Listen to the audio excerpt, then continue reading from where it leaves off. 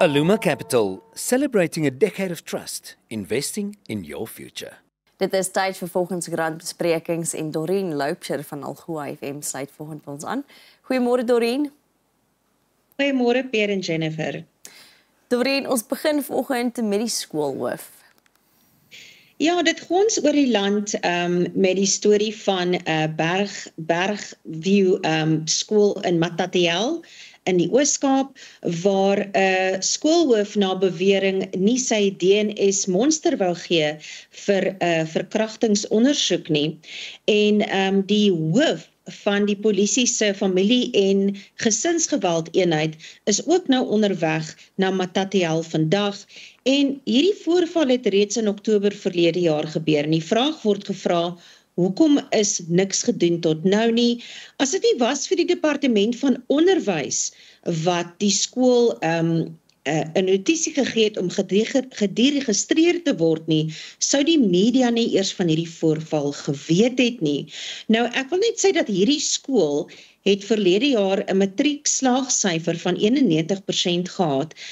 Dit is 'n baie oulike skool, dis 'n onafhanklike skool, en al hierdie leerlinge moet nou na ander skole oorgeplaas word. So dit het 'n geweldige impak. Hierdie een verkrachtingsvoorval het nou 'n geweldige impak op die gemeenskap, op die skool.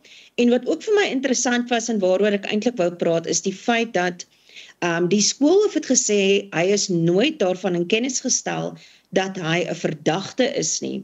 En die polisieminister, Senzo Mchunu, het toe nie net gesê hy is 'n verdagte nie, maar ook sy naam genoem wat onwettig is. Hy is nie aangekla van enige iets nie, hy was nog nie in 'n hof vir enige iets nie, hy het nie gepleit op enige iets nie, en ek dink net dat enige persoon het die reg tot privaatheid, veral in hierdie tipe van voorvalle, tot en met jy amptelik aangekla is. So, dit was vir my iets wat verbasend dat die polisieminister gemaklik gevoel het daarmee om die skoolhoof se naam te gebruik.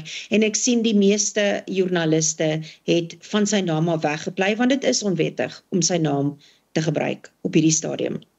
Ja, Doreen, ek dink baie keer met so 'n geval besluit mense soms self jy is dadelik skuldig.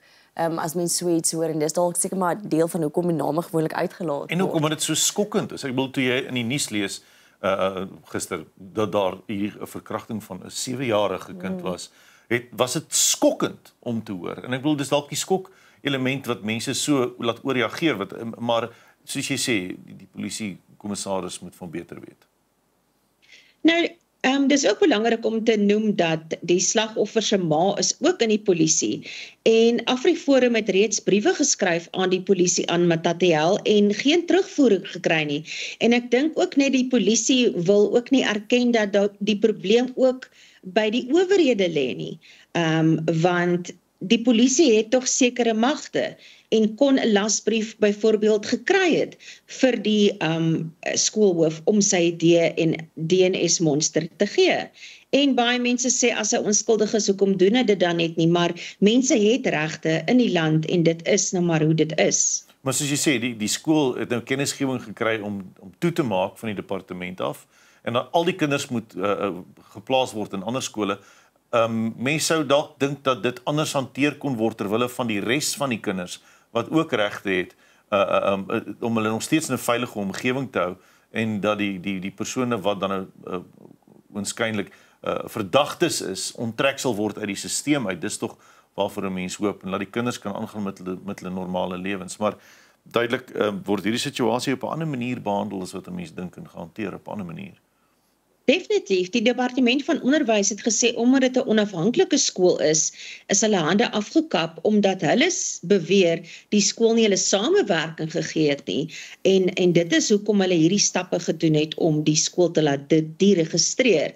So ek hoop maar vir die kinders se onthaalwe, veral die wat floreer in hierdie skool, dat daar 'n middeweg of 'n middebaan gevind kan word vir hierdie leerders. Doreen, dan vroue in paniek oor voorbehoedmiddels. Ek wil baie graag hierdie storie uitlig. Carte Blanche het maandag 'n persverklaring uitgereik om vroue te waarsku wat gebruik maak van die Depo-Provera inspuiting. En daar is duisende vroue in Suid-Afrika wat van hierdie voorbehoedmiddel gebruik maak, duisende. En hulle praat veral oor die wat langtermyn hiervan gebruik maak. En ek weet van vroue in my ouderdomsgroep wat al vir 20, party selfs 30 jaar op hierdie inspuiting is. En daar is nou bevind dat dit daar 'n waarskuwing moet wees, omdat dit kan lei tot gewasse in die brein wat ernstige gevolge kan hê, soos kopsere, stuiptrekkings, seizures, soos wat hulle sê. En daar is ook al 'n klasaksie in Amerika teen Pfizer wat hierdie inspuiting vervaardig. En nou het die Suid-Afrikaanse Beheerraad vir medisyne gesê dat dokters moet die pasiënte waarsku, en hierdie inspuiting is vrylik beskikbaar by klinieke. So daar's baie vroue wat nou geweldig bekommerd is, veral die wat dit oor 'n baie lang termyn gebruik. So Carte Blanche het gesê dat môre gaan hulle hierdie episode op hulle YouTube-kanaal wys, want hulle voel dit is baie belangrik dat vrouens so gou as moontlik hierdie boodskap hoor en bewus gemaak word hiervan. En daar is ook 'n klasaksie wat gaan begin hier in Suid-Afrika. Sjoe. Dorien, kom ons gaan van voorbehoedmiddels tot die spotgoedkoophulle op straat. Ja, dit is nou buitelanders wat beweer dat hulle nie toegang het tot mediese dienste nie, veral as hulle klinieke toe gaan of hospitale toe gaan, veral as hulle asielpapiere verval het. Baie van hulle het nie geboortesertifikate vir hul kinders nie.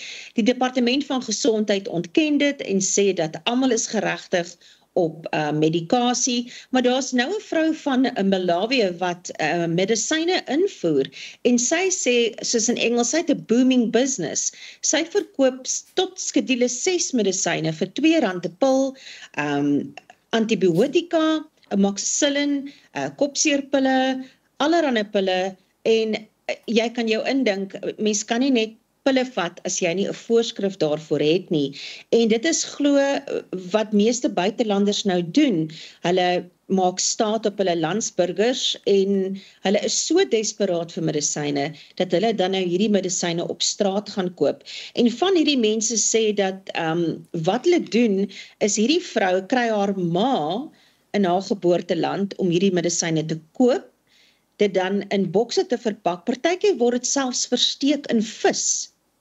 En allerlei ander maniere om dit oor die grens te kry, en dan verkoop sy dit. En dit is 'n groot probleem, nie net in Suid-Afrika nie, maar ook in die wêreld. Die Wêreldgesondheidsorganisasie het ook gesê dit is 'n groot probleem dat medisyne wat nie op 'n voorskrif aan mense gegee word nie, op die swartmark verkoop word. En dit is 'n booming business, soos hulle sê. Mens kyk na die feit dat dit eerstens nie op voorskrif is met 'n dokter se konsultasie nie.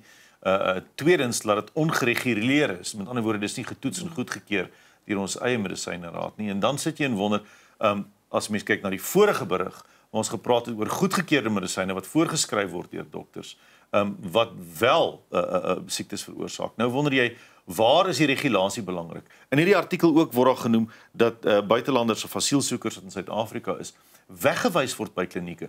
'n Vrou wat sê sy vat haar kind na 'n kliniek toe die kind is siek, en dan sê die suster ontvangs draai om, gaan terug, want sy kry nie 'n geboortesertifikaat vir haar kind uit binnelandse sake uit nie. Tog sê die Departement van Gesondheid, volgens die grondwet moet almal 'n gelyke kans hê om behandel te word, maar in praktyk word dit nie regtig toegepas by klinieke nie. En as jy vir 'n siek kind moet sorg, of jou kind nou van Malawi afkom of van Suid-Afrika af, doen jy enigiets, dan verstaan 'n mens soms hoekom hierdie mense hulle self wend na die swartmark vir pille toe.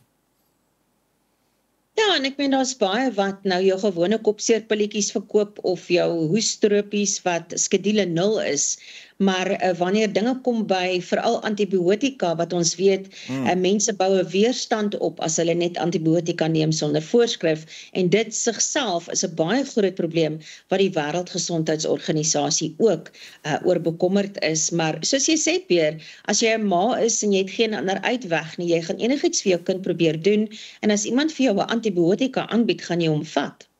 Absoluut. Dan Dorien, oor na die begrotingsbesprekings, waar staan die partye nou met mekaar? Ek dink nie die partye self weet wat gaan aan nie. Dis die nuwe boekjaar en die begroting moet deurgevoer word. Ons weet DA-leier John Steenhuisen en president Cyril Ramaphosa het gister omtrent die hele dag beraadslaag om 'n oplossing te kry, en nou het Action SA gekom en gesê hulle sal saam met die ANC hierdie begroting probeer laat deurvoer. Nou hulle is gekant teen die BTW-verhoging, maar hulle sê iets moet gedoen word sodat die SARS so lank kan begin geld insamel, want alles hang nou in limbo, soos hulle sê. Maar die groot vraag is hierso, Action SA sê dit moet deurgevoer word en dan wil hulle die regering 30 dae kans gee om alternatiewe bronne van inkomste te kry. Sekerlik moes dit al bespreek geword het. En kan die ANC vertrou word dat hulle alternatiewe bronne van inkomste kan kry? En die ander groot vraag is, wat beteken dit vir die regering van nasionale eenheid? Action SA is nie deel hiervan nie. En nou sê die DA dat hulle kan dreig met regsstappe, sowel as die MK-party, want weet ons regering van nasionale eenheid is nog jonk, is nog nie eens 'n jaar oud nie, en hierdie is 'n groot struikelblok, so ons gaan moet sien wat gebeur vandag. Dis baie interessant en is iets wat ons direk raak. Dorien, sekerlik as ons alternatiewe bronne gehad het, sou ons hulle nou Dit al alreeds. genoem het. So nou, hoe gaan jy sê jy 30 dae om dit nou ewe skielik te vind? Waar gaan jy dit nou vind? Dis presies wat ek sê, dit moes al op die tafel gekom het.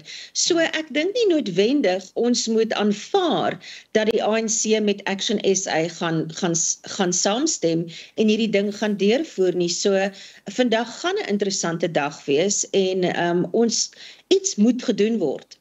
Is net weer nog 'n situasie waar politieke partye oënskynlik politieke speletjies speel ten koste van die publiek. 'n Mens weet om die artikel aanhaling uit die berig uit, Urban Mashaba het nog altyd 'n appeltjie te skil met die DA. En nou sit 'n mens en wonder, is nou weer Action SA wat daardie kaart probeer speel? Ja, is dit ten koste van die mense of ter wille van? Dit is die vraag. Maar nou ja. Dorien, dan klomp kinders gered deur die valke. Ja, die valke het maandag toegeslaan op 'n perseel naby Hartbeespoortdam, nadat hulle inligting ontvang het van kinders wat daar aangehou word by 'n organisasie wat reeds gediregistreer is in 2012. Hulle het gesê kinders word na bewering behandel en nie goed versorg nie.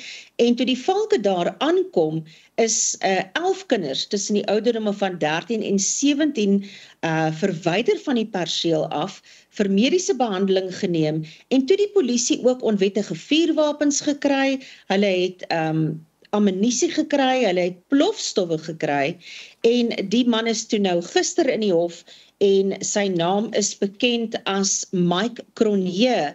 Nou, hy was 'n valskermsoldaat gewees in die Suid-Afrikaanse weermag, en hy is nog steeds agter tralies. Hy sal eers volgende week weer in die hof verskyn om verborg aansoek te doen. En natuurlik sê die regering nog klagtes kan bygevoeg word as hulle nou eers na al die kinders gekyk het en gesien het wat se skade daar aan hulle gedoen is. Maar mense wat anoniem gepraat het, het gesê dat hierdie perseel is glad nie geskik vir kinders nie.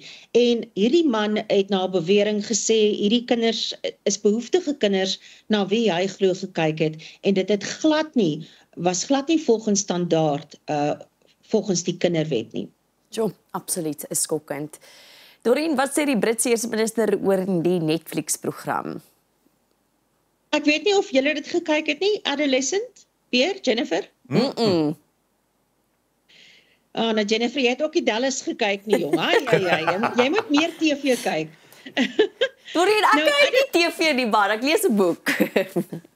Maar hoorie, Adolescence is 'n uitstekende drama, Britse drama reeks wat veral kyk op die probleem in Brittanje met jong tienerseuns wat jong tienermeisies met messe vermoor. Nou, Adolescence is alreeds deur 66 miljoen mense gekyk. So, julle is een van 66 miljoen wat dit nou nog nie gekyk het nie, maar dit is 'n uitstekende program en dit delf dieper in die maskuliniteit van jong tienerseuns en waarin hulle blootgestel word op die internet. En ook hoe die ouer geslag nie verstaan die taal wat tieners praat op sosiale media nie, die emojis wat hulle gebruik en die implikasies wat dit het. En hoe ouer mense dit nie verstaan nie, en doen jouself 'n guns en gaan kyk dit. Dit is regtig iets om te sien, dit is baie interessant, en dit het ook die Britse eerste minister, wat self tienerseuns het, so geraak, dat hy nou wil hê dat hierdie dis nie 'n dokumentêr nie, maar dis 'n miniseries van 4 episodes wat hy wil hê nou in hoërskole gewys moet word, sodat daar ook meer van 'n bewusmaking gedoen kan word oor wat is dit wat hierdie tienerseuns veral in Brittanje so kwaad maak dat hulle tot hierdie uiterstes gaan om jong dames met messe te vermoor. Dit is 'n, soos hulle sê, dis 'n anger issue, 'n maskuliniteit wat heeltemal hand uitgeruk het onder Britse tienerseuns. Dorien, dit is ongelukkig al waarvoor ons tyd het vandag. Baie dankie vir die saamgesels en die aanbeveling. Ons gaan verseker 'n plan maak om dit te kyk. Dit is Dorien Loubser, bly gerus ingeskakel, net hierna gaan ons voort. Aluma Capital, celebrating a decade of trust, investing in your